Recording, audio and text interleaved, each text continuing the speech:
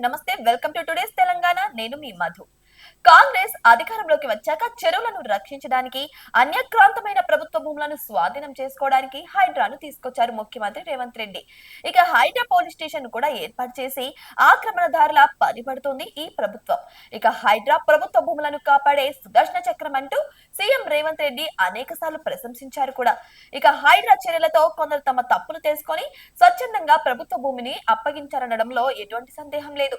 ఇక మరోవైపు హైడ్రాపై మండిపడుతున్నారు బీఆర్ఎస్ బీజేపీ నేతలు. హైడ్రాను ఒక భూతంతో పోలుస్తున్నారు. వందల ఏళ్ల నుంచి ఇల్లు కట్టుకుని ఉంటున్న వారిని రోడ్డున పడేస్తున్నారని ఆగ్రహం వ్యక్తం చేశారు. ఇక విపక్ష నేతలే కాదు, సొంత పార్టీ నేతల నుంచి కూడా హైడ్రాపై విమర్శలు వెల్లువెత్తుతున్నాయి. ఇక హైడ్రా తీరును ఎమ్మెల్యేలు అరకపూడి గాంధీ, దానం నాగేందర్ పలుమార్లు తప్పుబట్టారు కూడా. ఇక అరకపూడి గాంధీ అయితే హైడ్రా అధికారులను అడ్డుకున్నారు. సున్నం చెరువులో కూల్చివేతలను అడ్డుకున్నారు. సున్నం చెరువు ఎఫ్టీఎల్ బఫర్ జోన్లకు సంబంధించి హైడ్రా అధికారులు బౌండరీలు మార్చారని గాంధీ ఆరోపించారు. ఇక హైడ్రా అధికారుల తీరుపై కమిషనర్ రంగనాథన్ కు సీఎం రేవంత్ రెడ్డికి ఫిర్యాదు చేస్తున్నారు గాంధీ. ఇక మరి కొంతమంది కాంగ్రెస్ ఎమ్మెల్యేలు హైడ్రా పనితీరును సమర్థిస్తున్నారు. ఈ క్రమంలో సలకం చెరువులో నిర్మించిన ఓవైసీ ఫాతిమా కాలేజ్ మరోసారి హాట్ టాపిక్ గా మారింది. ఇక అక్బరుద్దీన్ కాలేజీని ఎందుకు కూల్చడం లేదని ప్రశ్నలు వెల్లువెత్తుతున్నాయి. ఈ క్రమంలో హైడ్రా క్లారిటీ ఇచ్చింది. ఇక చెరువును ఆక్రమించి కట్టిన కాలేజీ భవనాలను కూల్చివేయకపోవడంపై హైడ్రా స్పష్టం చేసింది. పేదల కోసం పనిచేస్తున్న కాలేజీ అయినందునే దానిపై చర్యలు తీసుకోవడంలో వెనకడుగు ఇస్తున్నట్టు హైడ్రా స్పష్టత ఇచ్చింది. అయితే ఎంఐఎం నాయకుల ఆస్తుల వ్యవహారంలో కట్ట చర్యలు తీసుకుంటున్నామని కూడా చెప్పుకొచ్చింది. ఇక ఎంఐఎం నాయకుల నుంచి దాదాపు 1000 కోట్ల ఆస్తులను ఇప్పటికే రికవరీ చేసుకున్నట్లు కూడా వెల్లడించింది.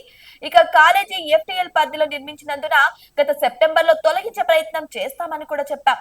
అయితే పేద ముస్లిం మహిళల కోసం కేజీ నుంచి పీజీ వరకు ఈ సంస్థ నడుస్తుంది. ఈ కాలేజీలో ఎలాంటి ఫీజులు వసూలు చేయరు. ఈ కాలేజీలో 10,000 మందికి పైగా బాలికల నుంచి యువతుల వరకు విద్యను అభ్యసిస్తున్నారు. ఇక పేద ముస్లిం మహిళలకు వెనుకబాటుతనం నుంచి విముక్తి కల్పిస్తున్నారని హైడ్రా పేర్కొంది.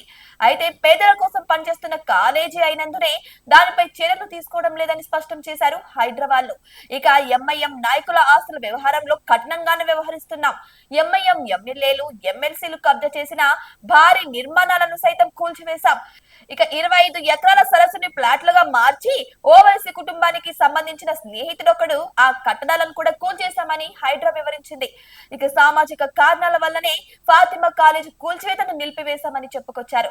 దీనికి కారణం కేవలం ముస్లిం మహిళల యొక్క విద్యను వారికి దూరం చేయకూడదన్న ఉద్దేశంతోనే మేము ఎడుకడుగేస్తున్నామని, కానీ దీని మీద చర్యలైతే తీసుకుంటామని కూడా స్పష్టం చేశారు. ఒకవేళ మేము కఠిన చర్యలు తీసుకుంటే ఉన్నట్టుండి అర్ధాంతరంగా అటువంటి అంటే ముస్లిం మహిళల యొక్క విద్య మధ్యలోనే ఆగిపోతుందని, వారి యొక్క భవిష్యత్తు మీద ఇది ప్రశ్నార్థకంగా మారుతుందని హైడ్రా సమాధానం ఇవ్వడం అయితే జరిగింది. సో దీని గురించి ఎవరైతే ప్రశ్నించారో వారికి సరైన సమాధానమే ఇచ్చిందని హైడ్రా అనుకుంటుంది. మరి మీకేమనిపిస్తుంది?